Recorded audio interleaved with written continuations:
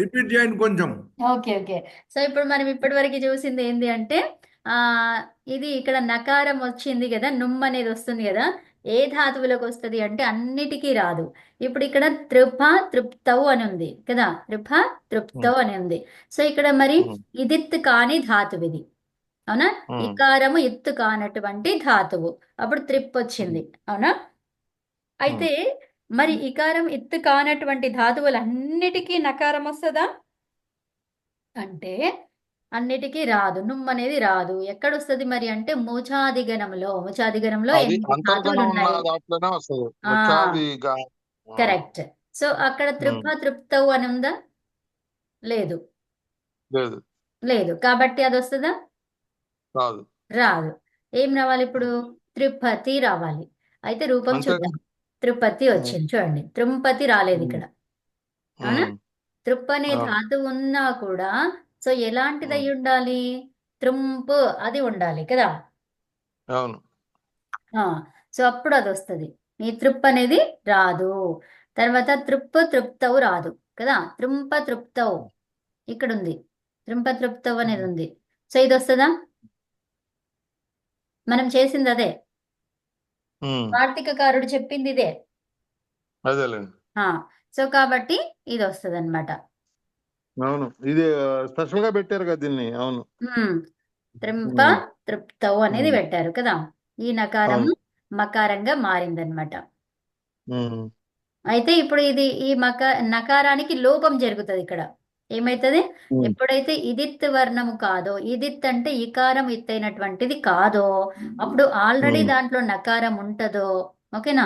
So ఉమ్, general గా ఉమ్, ఇకారము ఉంటే ఇది తోనుం ధాతోహో అని వస్తుంది. అర్థమైందా? ఇకారం అవును. ఉమ్, ఇత్తైతే ఎందుకు ఇకారంతోనే పట్టుకొని కూర్చున్నారు అంటే, ఇకారం ఇత్తైతే దానికి ఏం పేరు పెట్టారంటే ఇది తోనుం ధాతోహో. ఎప్పుడైతే ఈకారము ఎత్తు చేస్తావో అప్పుడు ఉమ్, నుమ్మని వస్తది. వది, వది అనేది ఒకటి ఉందా ధాతువు మనకి? ఉంది. ఆ, ఉంది. ఏంటది వది? ఏంటిది? బంధు బంధు అవుతుంది. ఆ బంధు వది, వది అనే దానికి మనకి ఏం చెప్పుకున్నాము అర్థ సందర్భం? అంటే ఈకారాంత ధాతువులకి నుమ్మ ఆగమంగా వస్తుంది అని నుమ్మాగమం చెప్తున్నాను. వస్తది. వది అనేది ఏంటిది? అది దానికి ధాతు అర్థం ఏంటిది అని చూస్తున్నా. అంటే ఆ విస్మృతవతి. రక్తాయాం వాచి. ఓ, వద్దు దాతం అంటాం మనం. అవునవును. వది, వది అనేది కాదు, వందతే వందేతే వందంతే అది వస్తుంది చూడండి, అది దానికి అదే. వంద. అది ఆత్మనేపదం తెలుసు. వందతే వందేతే వది వందంతే. అభివాదన స్తుత్యోహో. ఏంటి? అభివాదన అభివాదం. స్తుత్యోహో. వది అభివాదన స్తుత్యోహో ఉంది. సో ఇప్పుడు వది అనేది చూసుకుంటే ఇక్కడ చూడండి, వ ది, ఈ దీనిలో ఏమైంది? ఇకారం ఇత్తైంది, అవునా? ఉమ్. ఉమ్, సో ఉమ్, ఎప్పుడైతే ఇకారం ఇత్తైందో ఇది తోనుం ధాతోహో ఏమొస్తుంది? ఇదిత్ అయినటువంటి ధాతువులకి నుమ్ అనేది ఆగమముగా వస్తుంది అని చెప్పుకున్నాం, అవును. అవునా? ఉమ్, ఇదిత్ అయినటువంటి ధాతువులకి అంటే ఇకారం ఎత్తు చేసినటువంటి ధాతువులకి నుమ్ అనేది ఆగమంగా వస్తుంది. అప్పుడు ఏమైంది? వందతే వందేతే వందంతే అనే రూపం వచ్చింది, అవునా? అవునమ్మా. ఆత్మనేపథ్య రూపం అయిపోద్ది కదమ్మా. అది ఆత్మనేపది ధాతువు కాబట్టి అట్లా అయింది. ఓకే, ఆ ధాతువు ఏం ధాతువో చెప్తాడు కదా. అవును. అది పరస్మైపది, ఆ ఉభయపది, ఆ ఆత్మనేపద చెప్తారు అక్కడ మనకి, అవునా? ఇప్పుడు అవును. ట్రిప్ అనేది ఉమ్, ఉంది. ఈ ధాతువు ఏం చెప్పారు? పరస్మైపది ధాతువు అన్నారు. అవి మనకి తెలుసా అంటే తెలియదు. ఇవి తెలుసుకుంటేనే, ధాతు పాఠం చదువుకుంటేనే తెలుస్తుంది. ఈ అకర్మకం అన్నారు, అది కూడా చదువుకుంటేనే తెలుస్తుంది. సేట్ ఉంది, అది కూడా చదువుకుంటేనే తెలుస్తుంది. ఒట్టొట్టిగా తెలియదు అనమాట అది. ఓకే, అందుకే ధాతు పాఠం చదవాలి. అందుకనే మనం ఇక్కడ చదువుకుంటాం. అకర్మకం అనేది కూడా చదవాల్సిందేనా? ఇది అంతే. సేటు అన్నిట్ వేట్ అనేది చదువుతాం అనుకోండి. కొన్నిటికి చూడండి, ఇప్పుడు ఏంటది? గమ్ ధాతువు ఉంది. ఉమ్, కొన్నిటికి మనకి అది అది అట్లా కనిపించినా కూడా, దానికి ఆన్సర్ లేకపోయినా కూడా మరి అకర్మకమా సకర్మకమా అనడానికి కొంచెం క్లిష్టంగా ఉంటుంది అనమాట. చదువుకుంటే క్లియర్ అయిపోతుంది అట్లా. మన గురుగారు చెప్పింది అందరికి డౌట్ వచ్చింది. అది అదేంటిది, ఆ, ఆటలాడుకోవటం అనే ధాతువు ఆ, ఏమొస్తుంది? అది అక్కడ అందరు అది అది చెప్తా. అకర్మక ధాతువులో పెట్టారు. అది అది ఆ అకర్మక ఇప్పుడు ధాతువు. ఖేల్నా అంటే ఏంటి? ఆ, క్రీడతి. ఇప్పుడు క్రీడతి ఉంది. క్రీడతి ఏం ఆడుతున్నావు? దేనిని ఆడుతున్నావు కదా? సో దేనిని దేన్నంటే క్రికెట్ ఆడుతున్నాను అని చెప్పొచ్చు కదా. దేన్ని ఆడుతున్నా అంటే క్రికెట్, వాలీబాల్, కాదు కాదు. ఖోఖో ఇలా ఇప్పుడు పేర్లు ఉన్నాయి. ఆడుతున్నాం చెప్తాను వినండి. కర్మ ఆడటం వేరే అంటేనే పర్సన్ మీద పడాలి. కర్మ వేరే పర్సన్ మీద పడాలి. వినండి ఒకసారి. ఆడటం అంటేనే ఆడుతున్నావు. దేనిని ఆడుతున్నావు అంటామా? ఏ ఆట ఆడుతున్నావు అంటామా? ఏ ఆట ఆడుతున్నావు ఆ, అంటాం. ఏ ఆట అంటే డిఫరెంట్ అయిపోయింది అక్కడ. దేనిని ఆడుతున్నావు అనేది రాలేదు అక్కడ. ఆ క్వశ్చన్ ఉమ్, వేయలేం మనం. అవును. కాబట్టి అదేమైపోతుంది? అది చేసే కర్మ కూడా తన మీద పడుతుందా, వేరే అకర్మక పర్సన్ మీద పడుతుందా? అకర్మక సకర్మక అట్లా చెప్పారు కదా. సో ఇప్పుడు మనం కర్మది ఉంది, అవునా? ఇప్పుడు ఉమ్. ఆడుతున్నావు. ఆడుతున్నప్పుడు ఎవరు ఆడుతున్నారు? దేని మీద పడుతుంది అది? కర్త మీద పడుతుంది. ఉమ్, కర్త మీద పడుతుంది. కర్తనే ఆడతాడు కదా. అవును, మరి ఇప్పుడు ఇదేం కావాలి? సకర్మకమే కావాలి కదా. అకర్మకనే. అదే కదా. మరి ఇప్పుడు అది కానీ అకర్మకం అకర్మకం ఎట్లయింది? అవుతుంది అది. ఆ కానీ అది అకర్మకం అందుకే అవుతుంది. ఇప్పుడు ఇది చూడండి. కొన్నిటికి అట్లా వస్తది, కొన్నిటికి అట్లా రాదనమాట. ఇప్పుడు ఆడటం అక్కడ అనేది దానికి ఉందండి. గురువుగారు ఆన్సర్ చెప్పారంటే అమ్మా, గురువుగారు ఆ, చెప్పిన ఆన్సర్ ఆ, ఆయన అక్కడ కరణకారకం మెయిన్ గా వస్తుంది. అదే మీరు అవును. అన్నారు కదా, ఏం ఆ, కరణకారకం వస్తుంది. అవును అవును ఆ, ఆ, అదనమాట. కాబట్టి కరణకారకం అది వస్తుంది అనమాట. కరెక్ట్. ఆ, ఇప్పుడు అది చెప్పారు. ఆడటం అంటేనే ఆడటం కదా. ఆ, మరి ఆ, దేనిని ఆడుతున్నాడు అంటామా? ఏ ఆట ఆడుతున్నాడు అంటామా? ఆ, ఆ, ఏ ఆట? ఏ ఆట అంటాం. మనకు కావాల్సిన ప్రశ్న ఏంటి? దేనిని. ఆ. అది రాలేదు కాబట్టి దానికి రాలేదు కాబట్టి కర్మకారకం ఇది కర్మ. అకర్మ ఆ, అది కర్మకారకం అయింది. అంతే. కర్మకారకం. ఉమ్. అది చెప్పారు ఆన్సర్ గురువు గారు. అంతే అండి, అంతే. వారు చెప్పింది కరెక్ట్ అది. ఉమ్. ఉమ్. కానీ ఒకసారి బాగా క్షుణ్ణంగా నేర్చుకుంటే ఇక ఎప్పుడు కూడా జీవితంలో ఇక అది కర్మకారకం అనం ఇది మన కర్తృకారకం అనం. ఉమ్, ఉమ్. శోభనాద్రి గారు, చెప్పండి. మళ్ళీ ఒకసారి చెప్పండి. ఆచార్య గారు ఏం చెప్పిండ్రు? నాకు అర్థం కాలే. అదే అమ్మగారు చెప్తారు క్లియర్ గా, మనకు అందరికి అమ్మగారు అర్థం. ఎవరైనా మీరే చెప్పండి.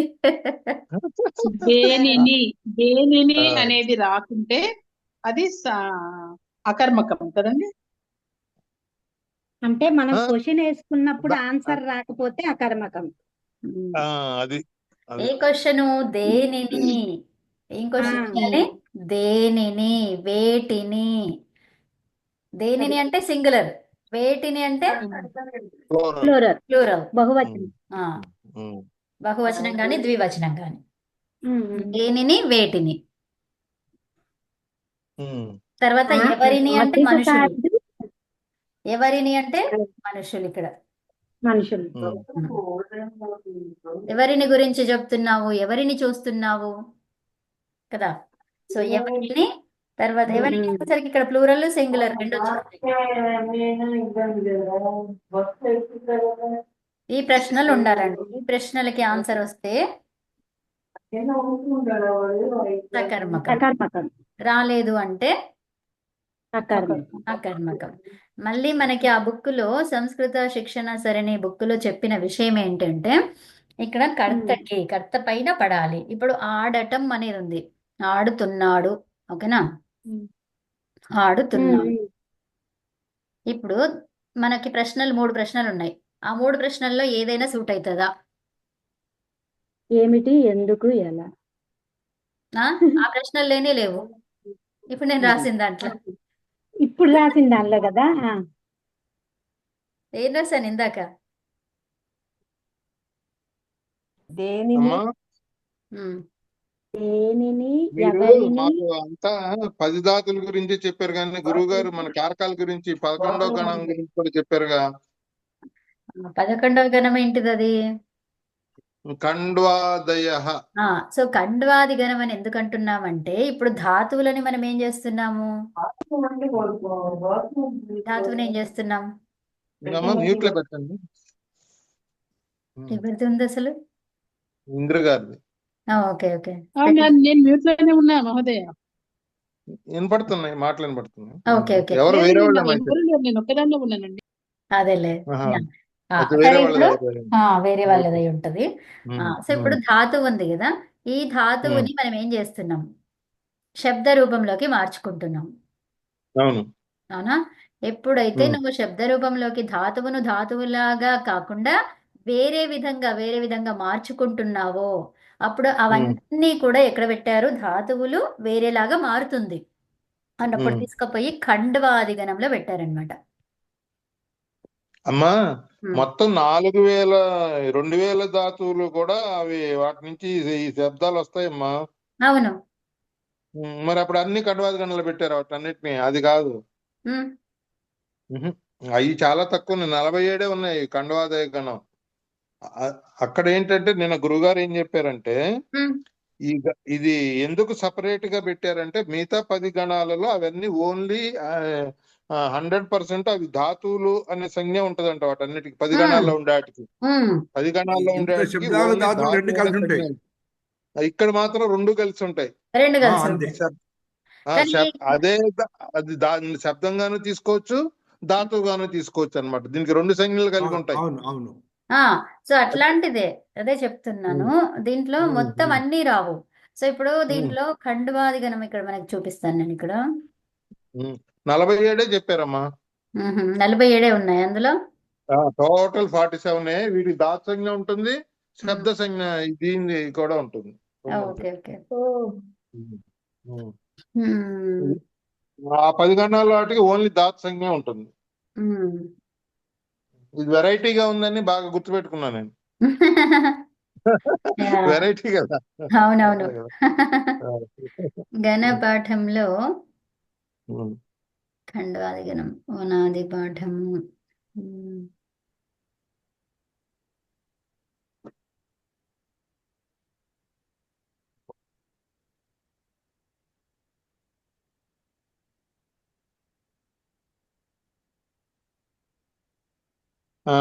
ఇది 3-1-27 అంట ఆ సూత్రం ప్రకారం. కణ్వాదిభ్యోయక అనే సూత్రం ఒకటి ఉంది. ఏంటండి 3-1-27.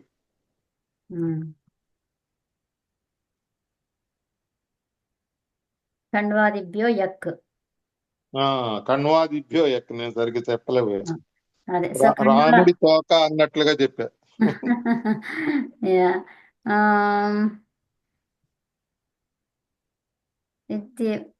యక్ ప్రత్యయ భవతి. ద్వివిధాః ఖండ్వాదయः धातवः प्रातिपदिकानि च तत्र धात्वाधिकारात् धातुभ्य एव प्रत्ययो विधीयते न तु प्रातिपदिकेभ्यः. तथा च गुणप्रतिषेधार्थः ककारो అనుబధ్యతే. సో ఇక్కడ ధాతు ప్రకార ధాతువు కస్య ఏంటిది ఖండవాదిగణం. సో ఇవ్వండి దాంట్లో ఉన్నటువంటి ధాతువులు ఇవి. అదే ధాతు సంజ్ఞ ఉంటది, ప్రాతిపదిక సంజ్ఞ కూడా ఉంటది. మహింగ్, లేటు, లోటు, ఇరత్, ఇరస్, ఇరజ్, ఇరయ్య, ద్రవస్, మేధ, నెంబర్ చెప్పాడా? మగధ.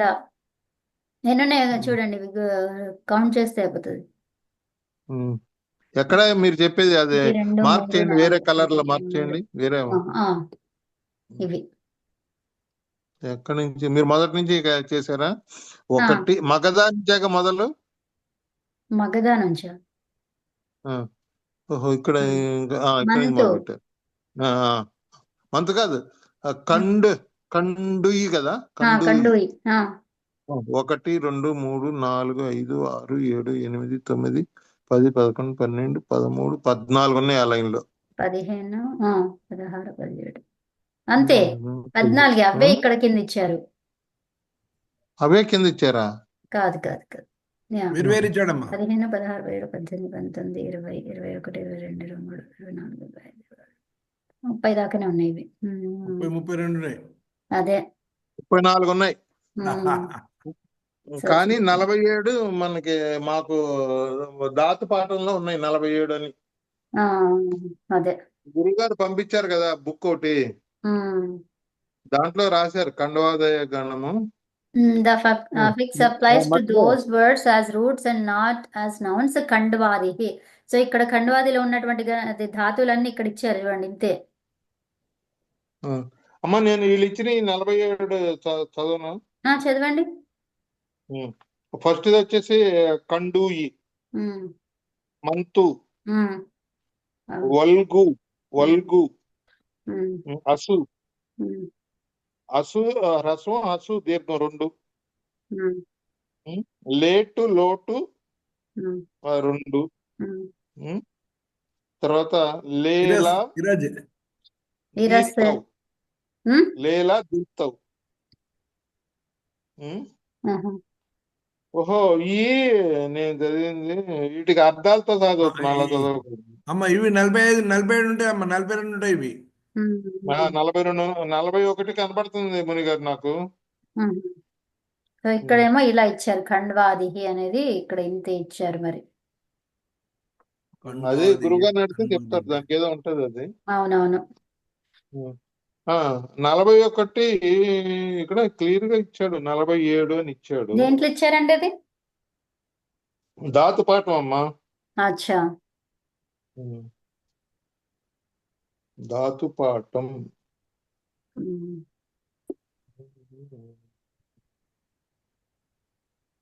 ఫోటో పెట్టాలనా? పెట్టండి. ధాతువు ఇచ్చారు, ధాతు అర్థం ఇచ్చారు, అట్లాగా అక్కడ వాళ్ళు ఇచ్చింది అదొకటి. 41. ఇంకొకటి మన శోభనాద్రి గారు, మీరు దాంట్లో ఇది ఉంది కదా, ఏమంటారు, అదే అన్ని అష్టాధ్యాయ ప్రత్యయాలు ప్రవేశనా? తద్ధిత ప్రత్యయాలు అవన్నీ లిస్ట్ ఉంటే పెట్టండి. అమ్మా అవి లేవమ్మా, అది చాలా 275 ఎన్నో ఉన్నాయి, ఆ అవునవును, లిస్ట్ లేదు. అది లిస్ట్ ఉంటే పెట్టమని అంతే. లేదా లిస్ట్ లేదమ్మా. మీ దగ్గర బుక్ ఏదో ఉంది కదా, వాళ్ళు దాంట్లో ఆ లిస్ట్ ఇవ్వలేదా? ఇవ్వలేదమ్మా వాళ్ళు. Okay okay. యా. ఉం. ధాతు అది ఇచ్చేది. ఆ సూత్రాల ప్రకారం మనం చదువుకుంటూ పోతే ఆ సూత్రంలో వాళ్ళు అందులోనే చెప్పేది వచ్చేస్తాయి. అవునవును, అవునండి, అంతే. ఆ తద్దితాహ అనేది ఎక్కడి నుంచి ఉందో అక్కడ నుంచి ఆ చివరి దాకా చదువుకుంటూ అక్కడ వచ్చిన ప్రత్యయాలన్నీ చదువుకోవాలి, అవే అంతే అన్నమాట. అంతే అంతే. అంతే. కానీ ఈ ధాతు పాఠంలో మేము చదివే ధాతు పాఠంలో ఏం ఇచ్చారంటే, వాడి లిస్ట్ 1, 2, 3 అనే సీరియల్ నెంబర్ లో 41 ఇచ్చాడు. మ్మ్హ. కానీ టోటల్ దగ్గర ఏమో 47 అని రాస్తున్నాడు. టోటల్ ఈజ్వల్ టు 47 అని రాస్తున్నాడు. అంటే ఇంకా 6 ఏయో వేరే ఏదో ఎక్కడో కలిసినాయి అవి 6. తెలియలా మరి, అది మీరు కొద్దిగా ప్రయత్నం చేయండి. యా, కండవాది కండవాది గణం ఏంటో చూడండి. ఖండ్వాదిభ్యో యక్ అనేది ఒక సూత్రం అన్నమాట. దాని నుంచి అదే. అక్కడి నుంచి మనం చదువుకుంటే ఇవన్నీ వస్తాయంట, వరుస పెట్టి అన్ని వస్తాయి. సో ఇక్కడ ఉన్నవి వరుస కొన్ని పెట్టి ఇట్లా ఇచ్చాడు అంతే. మళ్ళీ ఇక్కడ ఇంపార్టెంట్ ఏంటంటే, ఈ కండువాది ఇవన్నీ కూడా స్వార్థంలో వస్తాయంటండి, మా స్వార్థంలో. అంతే. ఇక్కడ చూడండి, the affix yak is used after the roots ఖండ్. ఖండ్ ద ఇచ్ టు ఇచ్ అనమాట. ఖండ్వాది అంటే ఏంటిది? ఖండ్ ధాతువుకి అర్థం ఏంటిదంటే ఇచ్ అంటే దురద. దస్ కండూయతి కండూయతే, హీ ఇచ్చెస్ ఆర్ హీ స్క్రాచెస్. ఇట్లా ఇచ్చిగా ఉంటే మనం ఏం చేస్తాం, ఇట్లా దురదగా ఉంటే ఏం చేస్తాం, గోక్కుంటాం కదా, అట్లా అనమాట. Scratching. This word takes a terminations indicator. The words kand and are both roots and nouns and are placed therefore in a separate list by themselves. చెప్తున్నారు రూట్స్ అండ్ నౌన్స్ అని చెప్తున్నారు చూడండి. అవును.